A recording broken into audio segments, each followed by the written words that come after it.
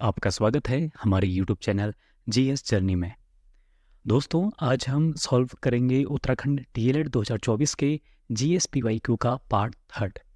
इससे पहले हमने पार्ट फर्स्ट और पार्ट सेकंड सॉल्यूशन पर वीडियो बनाई हुई है, तो आप उन वीडियोस को ज़रूर देख लीजिएगा।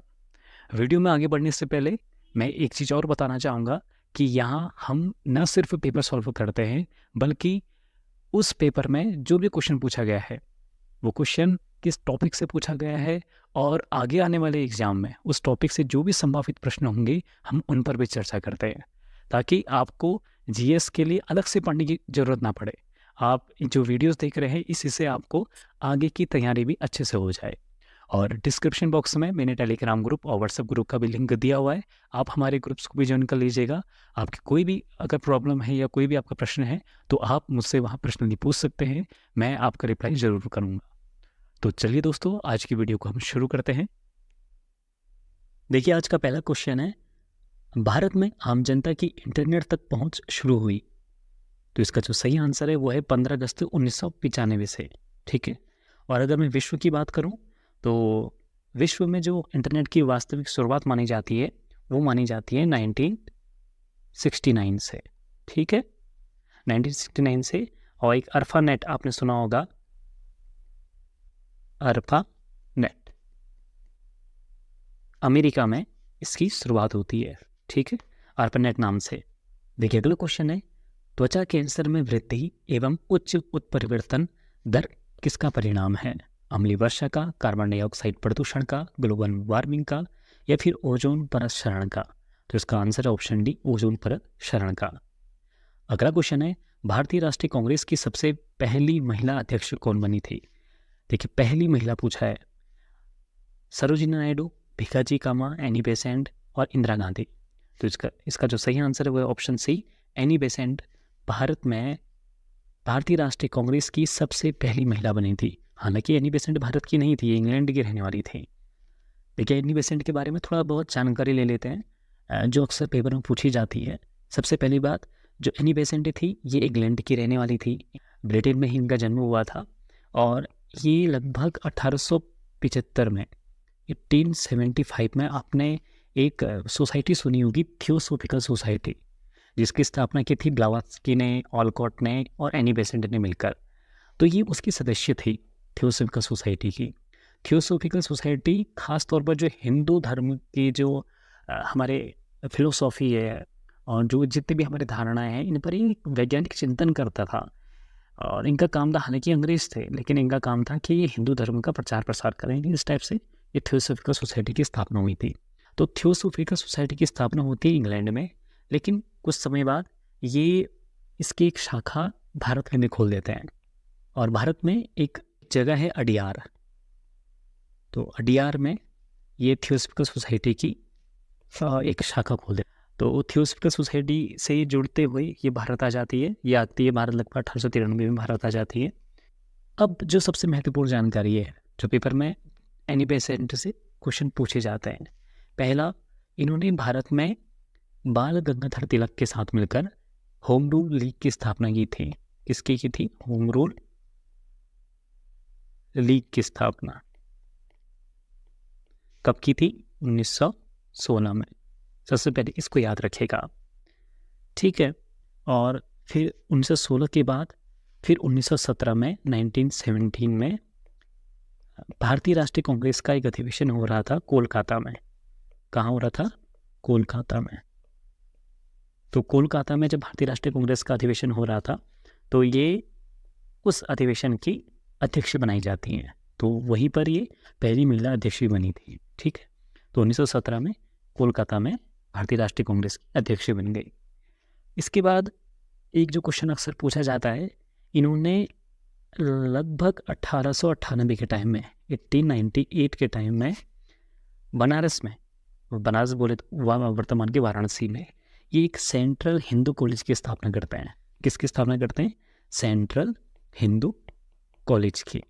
और फिर 1916 के टाइम में जब मदन मोहन मालवीय बनारस हिंदू विश्वविद्यालय BHU की स्थापना करते हैं, तो जो ये इनकी सेंट्रल हिंदू कॉलेज है, ये सेंट्रल हिंदू कॉलेज भी बनारस हिंदू विश्वविद्यालय के ही अंदर सम्मिलित हो जाता है। तो ठीक, तो लगे हाथ ये भी आप याद रखिएगा, 1916 में BHU, बनारस हिंदू विश्वविद्यालय, BHU, ठीक है। तो बनारस हिंदू विश्वविद्यालय की स्थापना करते हैं 1916 में कौन करते हैं? मदन मोहन मालवीय करते हैं। और CHC जो इनका कॉलेज है ये भी इसी के अंदर सम्मिलित हो जाता है, ठीक है। तो ये महत्वपूर्ण जानकारी है, इसे आप याद रखिएगा। इसके अतिरिक्त एनी बेसेंट से जो क्वेश्चन पूछा जाता है, इन्होंने 2 पत्र निकाले थे, ठीक है, समाचार पत्र टाइप के। तो एक का नाम है कॉमनवेल्थ और ये एक साप्ताहिक पत्र था, वीक में एक बार आता था। और जो दूसरा इनका पत्र है वो है न्यू इंडिया। तो जो दूसरा इनका पत्र है ये दैनिक पत्र था, ये रोज आता था। तो न्यू इंडिया और कॉमनवेल्थ ये पत्र किसने प्रकाशित किए थे? ये दोनों किए थे एनी बेसेंट ने, इसको आप याद रखिएगा। तो एनी बेसेंट से जो क्वेश्चन पूछे जाते हैं वो यही है, ठीक है। इससे बाहर मुझे नहीं लगता कि एनी बेसेंट से कोई क्वेश्चन पूछा जाएगा। इसके बाद इसमें ऑप्शन ए देखिए, सरोजिनी नायडू। सरोजिनी नायडू से भी महत्वपूर्ण जो 1-2 क्वेश्चन बनते हैं वो ये कि पहला तो सरोजिनी नायडू को भारत कोकिला के नाम से जाना जाता है, भारत कोकिला,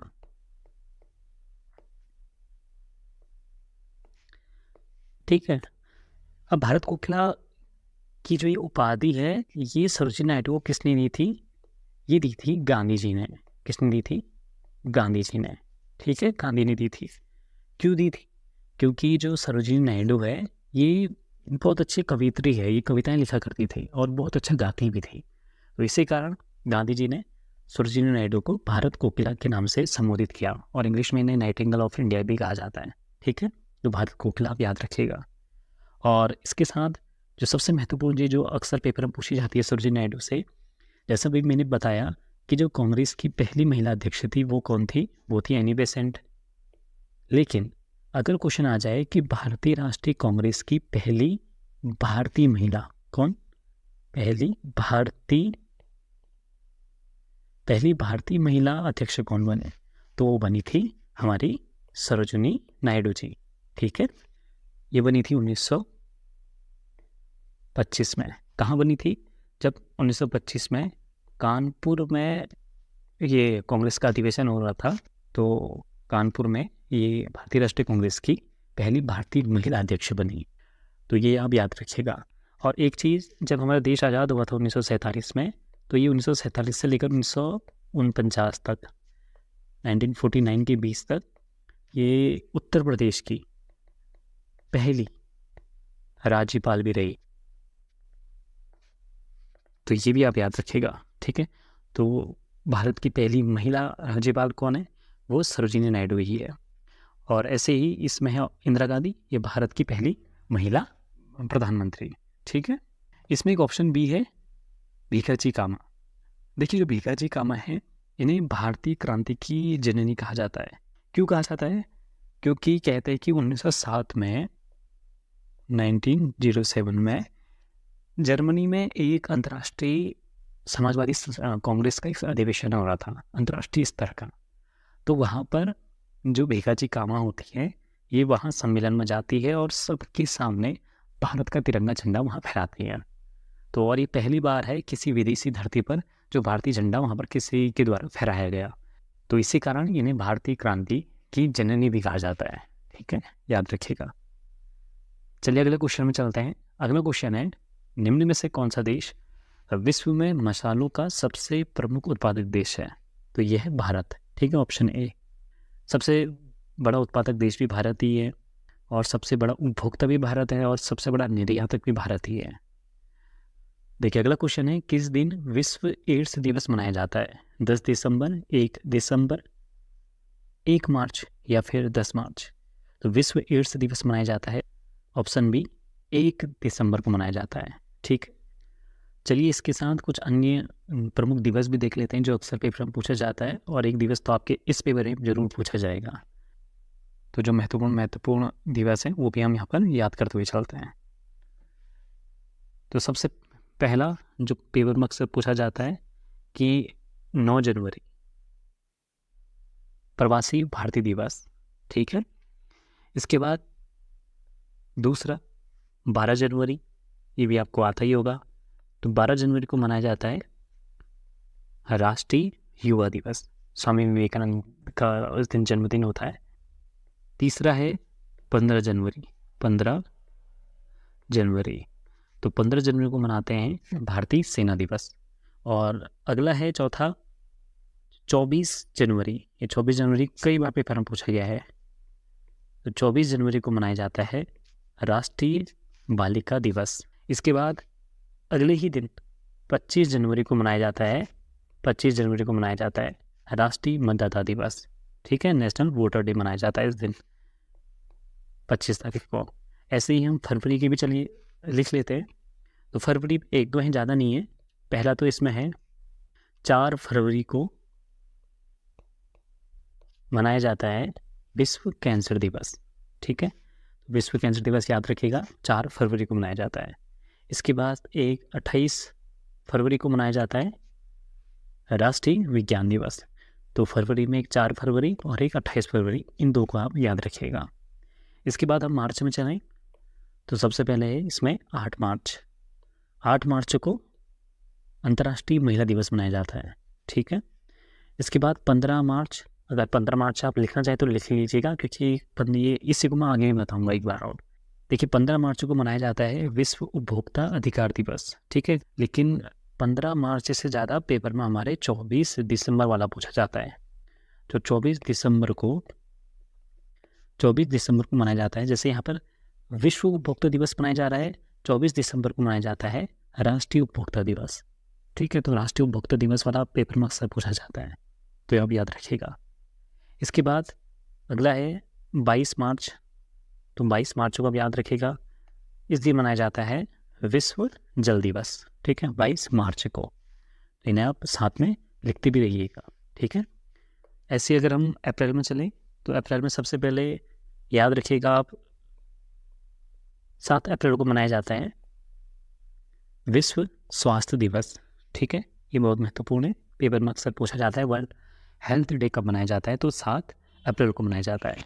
इसके बाद 22 अप्रैल को मनाया जाता है विश्व पृथ्वी दिवस। वर्ल्ड अर्थ डे मनाया जाता है 22 अप्रैल को, ये भी पेपर में अक्सर पूछा जाता है। और इसके ही 2 दिन बाद, ये भी कई बार पेपर में आता है, 24 अप्रैल को मनाया जाता है राष्ट्रीय पंचायती राज दिवस। ठीक है, तो राष्ट्रीय पंचायती राज दिवस 24 अप्रैल को इसलिए मनाया जाता है क्योंकि 24 अप्रैल 1993 पंचायती राज सिस्टम जो पूरा अधिनियम है ये लागू हुआ था 24 अप्रैल को, तो ये भी महत्वपूर्ण हो जाता है। अगला है मई का। तो मई में ऐसा कुछ महत्वपूर्ण है नहीं, एक महत्वपूर्ण है। तो इस दिन 3 मई को अगर लिखना चाहो तो लिख सकते हैं। तो 3 मई को मनाया जाता है विश्व प्रेस स्वतंत्रता दिवस। इसके बाद जून की बात आई तो 5 जून आपको पता ही है, 5 जून को मनाया जाता है विश्व पर्यावरण दिवस, जो अक्सर पेपर में आता ही है और आपको भी याद ही होगा। और 21 जून को मनाया जाता है अंतर्राष्ट्रीय योगा दिवस। ठीक है, ये भी लगभग सभी को याद होगा। और अगर हम जुलाई की बात करें तो जुलाई में सबसे पहले 11 जुलाई का आप याद रखना, 11 जुलाई को मनाया जाता है विश्व जनसंख्या दिवस। और एक 26 जुलाई को भी आप याद रखेगा, कारगिल विजय दिवस मनाया जाता है। हालांकि कारगिल विजय दिवस ऐसे पेपर में अक्सर पूछा नहीं जाता है, पर अगर आप याद रखेंगे तो बढ़िया है। इसके बाद अगस्त की बात करें तो अगस्त में आपको याद रखना है सबसे पहले जो पेपर में पूछा जाता है 7 अगस्त, कई बार पेपर में मैंने देखा है। तो 7 अगस्त को मनाया जाता है राष्ट्रीय हथकरघा दिवस। ये बहुत बार पेपर में आया है, नेशनल हैंडलूम डे, याद रखिएगा। ठीक है, इसके बाद 15 अगस्त आपको पता ही है स्वतंत्रता दिवस मनाया जाता है। और एक 29 अगस्त को याद रखिएगा, 29 अगस्त को हमारे देश में क्या मनाया जाता है, राष्ट्रीय खेल दिवस मनाया जाता है। मेजर ध्यानचंद जयंती थी इस दिन, तो इसी कारण 29 अगस्त को राष्ट्रीय खेल दिवस मनाया जाता है। और इसके बाद अगर हम बात करें सितंबर की, तो सितंबर में पहला तो 5 सितंबर को शिक्षक दिवस मनाया जाता है, आप सभी को याद ही होगा। इसके बाद एक 8 सितंबर वाला भी पेपर याद रखिएगा, ये पेपर में भी पूछा गया है कई बार। तो 8 सितंबर को मनाया जाता है अंतर्राष्ट्रीय साक्षरता दिवस। ठीक है, याद रखिएगा इसे, अंतर्राष्ट्रीय साक्षरता दिवस, लिटरेसी डे मनाया जाता है इस दिन। और 14 सितंबर को, ये भी आपको पता ही होगा, 14 सितंबर को मनाया जाता है हिंदी दिवस मनाया जाता है इस दिन, तो 14 तारीख को आप याद रखिएगा। इसके बाद 16 सितंबर को तो 16 सितंबर को क्या मनाया जाता है? ओजोन दिवस। ठीक है, JEE पेपर में कई बार पूछा जाता है। तो ओजोन डे मनाया जाता है 16 तारीख को। एक 16 सितंबर पूछता है पेपर में, एक 16 अक्टूबर बहुत बार पूछता है पेपर में। 16 अक्टूबर को क्या मनाते हैं? वैसे विश्व खाद्य दिवस मनाते हैं, अभी आगे आएगा। तो 16 सितंबर और 16 अक्टूबर ये दोनों पेपर में पूछता है। ठीक है, और एक 27 सितंबर भी आप याद रखिएगा। 27 सितंबर, तो 27 सितंबर को क्या मनाया जाता है?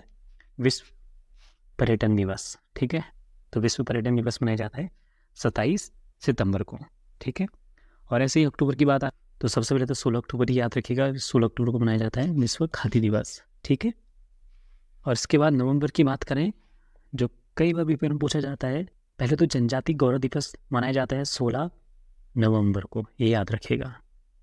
16 नवंबर को क्या मनाया जाता है? जनजाति गौरव दिवस। ठीक है, और इसके अलावा एक 26 तारीख को आप याद रखिएगा। 26 नवंबर, इस दिन संविधान बनकर तैयार हुआ था, तो इसी कारण इसे संविधान दिवस भी कहा जाता है और राष्ट्रीय कानून दिवस भी कहा जाता है। और इसके बाद अगर हम दिसंबर की बात करें, तो दिसंबर में सबसे पहले तो हमने पढ़ा विश्व एड्स दिवस मनाया जाता है 1 तारीख को, 1 दिसंबर को। इसके अलावा 10 तारीख को मनाया जाता है मानवाधिकार दिवस, ह्यूमन राइट्स डे। और इसके अलावा 23 दिसंबर को मनाया जाता है किसान दिवस। ठीक है, ये याद रखेगा, किसान दिवस मनाया जाता है 23 दिसंबर को। तो ये प्रमुख दिवस हैं। मैंने सोचा जब अब अगर क्वेश्चन पूछा ही गया है तो अन्य जो महत्वपूर्ण पेपर आप पूछे जाते हैं वो भी हम यहाँ पर ही कवर करते हुए चलें। तो आप इन सबको आप नोट कर लीजिएगा और इन्हें याद रखिएगा। ठीक है, देखिए अगला क्वेश्चन है, वर्तमान में उत्तराखंड की GDP में सबसे ज़्यादा योगदान किस क्षेत्र का है? तो इसका जो सही आंसर है वो है ऑप्शन सी, तृतीय क्षेत्र। जो टर्शियरी सेक्टर है हमारा, उसकी ग्रोथ रेट सबसे ज़्यादा है, लगभग 46%। ठीक है, और द्वितीय क्षेत्र का इसकी है 43% है, और प्राथमिक क्षेत्र की है 9% लगभग। ठीक है, तो हम याद रखिएगा। देखिए अगला क्वेश्चन है, भारत में सबसे पहले किस जैवमंडल आरक्षित क्षेत्र की स्थापना की गई थी? तो भारत का जो पहला बायोस्फीयर रिजर्व है, ये भारत में इसकी स्थापना कब हुई थी? तो ये हुई थी 1986 में। ये कौन था? नीलगिरी। ठीक है, तो इसका सही आंसर है ऑप्शन सी, नीलगिरी। और यहाँ पर नंदा देवी पूछा है, नंदा देवी उत्तराखंड में है, इसकी स्थापना हुई थी 1988 में। ये आप याद रखिएगा, ये पेपर में आ भी सकता है। तो नंदा देवी जैवमंडल आरक्षित क्षेत्र की स्थापना हुई थी 1988 में। और यहाँ पर जो मन्नार की खाड़ी दिया हुआ है, तो मन्नार की खाड़ी जो कि ये तमिलनाडु में स्थित है, इसकी स्थापना इसकी ही अगले साल 1989 में हुई थी। कब हुई थी? 1989 में, याद रखिएगा। और जो सुंदरवन है, इसकी भी साथ में, मन्नार की खाड़ी और सुंदरवन ये दोनों साथ में ही हुए थे, इसकी भी स्थापना हुई थी 1989 में ही। ठीक है, चलिए साथ में कुछ जो हमारे भारत के प्रमुख बायोस्फीयर रिजर्व हैं, स्थापना तो नहीं देखते हैं, ये देख लेते हैं कि कहाँ है। पेपर में ये पूछ सकता है, जैसे मन्नार की खाड़ी कहाँ है? ये तमिलनाडु में है। और इसके अलावा नंदा देवी उत्तराखंड में, और नीलगिरी ये हमारे तमिलनाडु, केरल और कर्नाटक की पूरी बाउंड्री को कवर करता है। ठीक है, ये पूरी बाउंड्री में पड़ता है इसके। और इसके अलावा सुंदरवन ये हमारे पश्चिम बंगाल में है। इसके अलावा जो अक्सर पेपर में पूछे जाते हैं, सबसे पहले तो आप याद रखिएगा नोकरेक। तो नोकरेक कहाँ है? नोकरेक है हमारा मेघालय में। तो ये पेपर में अक्सर पूछा जाता है कि नोकरेक कहाँ है? नोकरेक है हम मेघालय में, इसे याद रखिएगा। इसके अलावा एक मानस भी पूछा जाता है, मानस। तो मानस कहाँ है? मानस है असम में। ठीक है, इससे भी आप याद रखिएगा। तो ये भी कई बार पेपर में पूछा गया है। और इसके अलावा एक सिमलीपाल, कई लोगों ने सुना होगा, पेपर में अक्सर पूछा जाता है। तो सिमलीपाल, तो ये कहाँ है सिमलीपाल? तो ये है उड़ीसा में, ये है उड़ीसा में।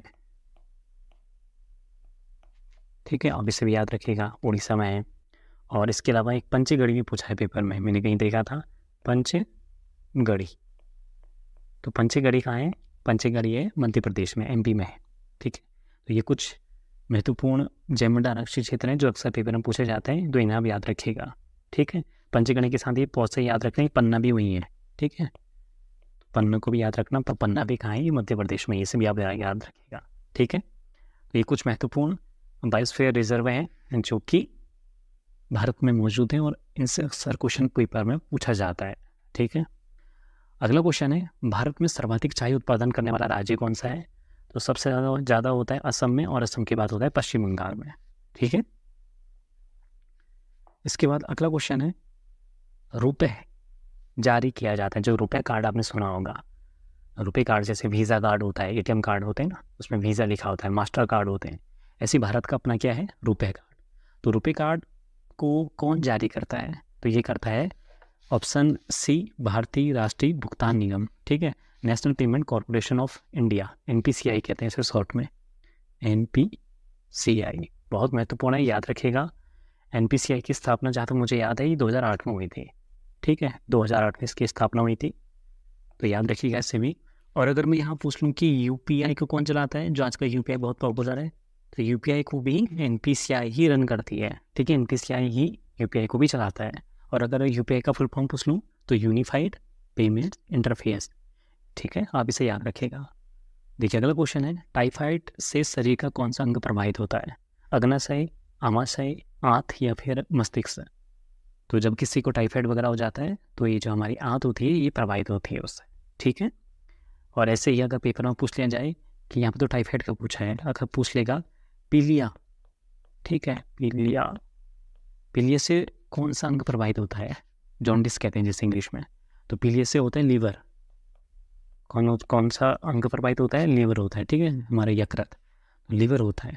ऐसे अगर मलेरिया पूछ ले तो मलेरिया से कौन सा अंग प्रभावित होता है? मलेरिया से होता है हमारी आरबीसी, जो हमारी श्वेत रक्त कणिकाएं होती हैं वो प्रभावित होते हैं। ठीक है, और अगर निमोनिया पूछ लेगा तो निमोनिया में जो फेफड़े होते हैं ये प्रभावित होते हैं। ऐसे कुछ महत्वपूर्ण चीज़ें हैं जो अक्सर पेपर में पूछ लिया जाता है, इन्हें भी हम नोट करते हुए चलिएगा। ठीक है, इसके बाद अगला क्वेश्चन है, दूध का दही के रूप में जमने का क्या कारण है? तो दूध का दही के रूप में जमने का कारण होता है लैक्टोबैसिलस। ठीक है, तो लैक्टोबैसिलस एक जीवाणु होता है जो दूध को दही में कन्वर्ट कर देता है। एक क्वेश्चन इसमें अक्सर ये भी पूछा जाता है कि दूध से जो दही बनने की एक रासायनिक जो प्रक्रिया है इसे क्या बोलते हैं, ये क्या नाम है इसका? तो इसका जो नाम होता है वो होता है फर्मेंटेशन। ठीक है, इस पूरी जो प्रोसेस होती है केमिकल प्रोसेस, इसे फर्मेंटेशन, किण्वन कहते हैं हिंदी में। ठीक है, क्या कहते हैं हिंदी में? किण्वन, सुना होगा आपने। तो फर्मेंटेशन की प्रक्रिया होती है जिसमें लैक्टोबैसिलस दूध को दही में कन्वर्ट कर देता है। ठीक है, देखिए अगला क्वेश्चन है, निम्नलिखित में से कौन भारत का सबसे बड़ा संगठित उद्योग माना जाता है? चीनी उद्योग, सूती वस्त्र उद्योग, सीमेंट उद्योग या फिर कागज उद्योग? तो संगठित उद्योग किसे कहते हैं सबसे पहले ये जान लो। तो संगठित उद्योग वो उद्योग होता है जहाँ पर अगर कोई व्यक्ति काम कर रहा है तो वो सरकारी नियमों के तहत ही कार्य करेगा, और वहाँ पर लोग काम, जो कर्मचारी होते हैं उनकी नौकरी सुरक्षित होती है, सरकारी नियमों के अनुसार उन्हें लाभ वगैरह दिया जाता है, बीच बीच में आप सुनते होंगे। तो अगर सरकार चाहेगी कि न्यूनतम इनकी जो सैलरी है वो 15,000 होगी तो 15,000 ही उन्हें न्यूनतम सैलरी मिलेगी। तो इस टाइप से उसे संगठित क्षेत्र कहा जाता है। तो सबसे बड़ा जो हमारा ऑर्गेनाइज इंडस्ट्री हमारे भारत की वो होती है हमारी कौन? सूती वस्त्र उद्योग, जो हमारा टेक्सटाइल इंडस्ट्री है। ठीक, वो सबसे बड़ा है, तो इसे याद रखिएगा।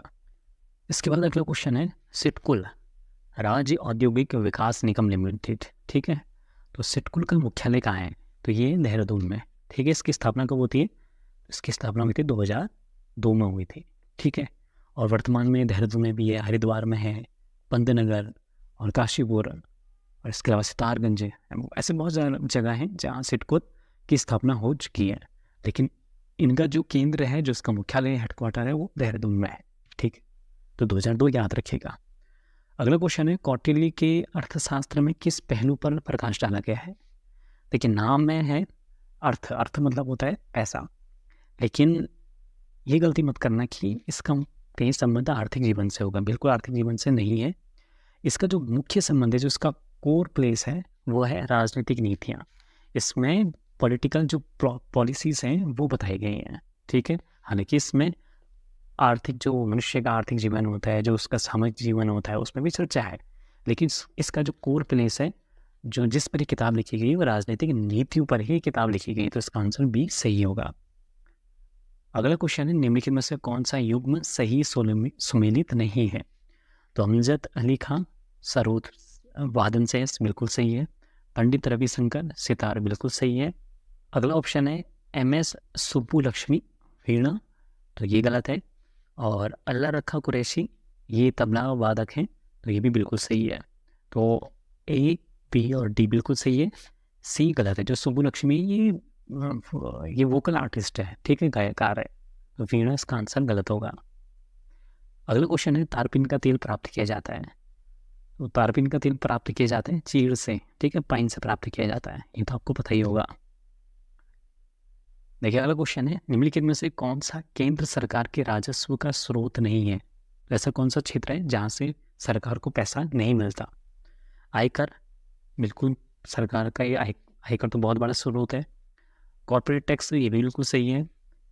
उत्पाद शुल्क, जिसे हम एक्साइज ड्यूटी कहते हैं, ये भी बिल्कुल सही है। कृषि आयकर, एग्रीकल्चर इनकम टैक्स, ये बिल्कुल गलत है। तो ऐसा कोई भी हमारे देश में एग्रीकल्चर इनकम टैक्स का कोई भी ऐसा कोई फॉर्मूला, कोई भी ऐसा नियम लागू नहीं है, ठीक है, तो सी गलत है। अगला क्वेश्चन है निम्नलिखित में से किस वाद्य यंत्र को उत्तराखंड का राज्य वाद्य यंत्र घोषित किया गया है। ढोल, बांसुरी, हुड़का या मशकबीन। तो इसका सही आंसर ऑप्शन ए ढोल। तो ढोल को हमारे उत्तराखंड का राज्य वाद्य यंत्र घोषित किया गया है, ठीक है। और एक क्वेश्चन अक्सर पूछा जाता है कि ढोल को जो ये वाद्य यंत्र घोषित किया है, ये किस समिति के संस्तुति के आधार पर किया गया। तो 2015 के टाइम में, 2015 के टाइम में जब हमारे उत्तराखंड के मुख्यमंत्री थे हरीश रावत जी, तो इन्होंने एक समिति बैठाई, उसका नाम था भंडारी समिति। तो भंडारी समिति ने, भंडारी जो कमेटी थी, इसने सरकार को सलाह दी कि हमारे उत्तराखंड का जो राज्य वाद्य यंत्र होना चाहिए वो ढोल होना चाहिए, ठीक है। अगला क्वेश्चन है पृथ्वी पर सबसे अधिक मात्रा में पाई जाने वाली धातु कौन सी है। ऐसा कौन सा मेटल एलिमेंट है जो पृथ्वी में सबसे ज़्यादा पाया जाता है। तो मेटल एलिमेंट की बात करें, अगर मेटल की बात करें तो है एल्यूमिनियम, ठीक है, याद रखिएगा एल्यूमिनियम है। और अगर मैं बात करूं नॉन मेटल अधातु, तो नॉन मेटल में कौन है, नॉन मेटल में है हमारा ऑक्सीजन, ठीक है। तो ऑक्सीजन एक ऐसी अधातु है जो पृथ्वी पर सबसे ज़्यादा, अगर सबसे ज़्यादा की बात भी आए तो नॉन मेटल या ऑक्सीजन ही है, ठीक है। तो ऑक्सीजन सबसे ज़्यादा मात्रा में, लगभग 46% भाग में हमारी ये ऑक्सीजन पाई जाती है हमारी पृथ्वी में। और जो एल्यूमिनियम है ये लगभग 8% पाया जाता है। और एक तीसरा प्रकार होता है मेटलॉइड, उपधातु कहते हैं जिसे, ठीक है। तो मेटलॉइड जो होते हैं वो आधे धातु होते हैं, आधे अधातु की तरह वो ट्रीट करते हैं।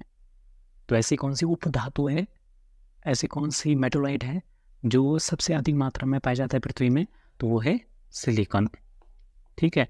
सिलिकॉन का आपको पता ही होगा, जो जितनी भी हमारे इलेक्ट्रॉनिक डिवाइस होते हैं उसमें ये यूज होती है, ठीक है, सिलिकॉन। सब याद रखिएगा, ऐसा ही। देखिए अगला क्वेश्चन है फ्लोराइड प्रदूषण मुख्यतः प्रभावित करता है दांत को, हृदय को, गुर्दा को या फिर मस्तिष्क को। तो जो फ्लोराइड प्रदूषण होता है, फ्लोराइड पोल्यूशन होता है, ये प्रभावित करता है, हमारे दांत को भी करता है और हड्डियों को भी करता है। तो मुख्य रूप से ऑप्शन ए यहाँ पर बिल्कुल सही होगा, इसे आप याद रखिएगा, ठीक है। और ऐसे ही एक क्वेश्चन पेपर में आया था मिनी माता रोग। तो अक्सर ये क्वेश्चन पूछा जाता है कि जो मिनी माता रोग होता है ये किस प्रदूषण के कारण होता है। तो जो मरकरी होता है, जो पारा होता है, तो पारा के प्रदूषण के कारण हमारे शरीर में मिनी माता रोग हो जाता है। इसमें क्या होता है, जो हमारा तंत्रिका तंत्र होता है वो काम करना बंद कर देता है, उसको प्रभावित कर देता है और मनुष्य को उसमें लकवा मार जाता है, जो लकवा होता है, पैरालाइज हो जाता है। तो वो इस मिनी माता रोग के कारण होता है, ठीक है। तो जब पारा जो प्रदूषण है उसके कारण मिनी माता रोग होता है, याद रखेगा। और एक पेपर में एक और पूछा जाता है blue baby syndrome, blue baby syndrome. ऐसे ही ब्लू बेबी सिंड्रोम किसके कारण होता है, ये होता है जब पानी में नाइट्रेट की मात्रा बढ़ जाती है। तो इससे क्या होता है, जो छोटे छोटे बच्चे होते हैं वो उससे प्रभावित हो जाते हैं और उससे उन बच्चों के शरीर के भीतर ऑक्सीजन की जो परिवहन हो रहा होता है तो वो रुक जाता है, वो बाधित हो जाता है, जिसके कारण मृत्यु जैसे भी चांसेस बन जाते हैं। तो ब्लू बेबी सिंड्रोम भी बहुत खतरनाक बीमारी है, ठीक है। तो ये कुछ क्वेश्चन थे जो पेपर में अक्सर पूछे जाते हैं। आशा करता हूँ कि आपको ये वीडियो अच्छी लगी होगी।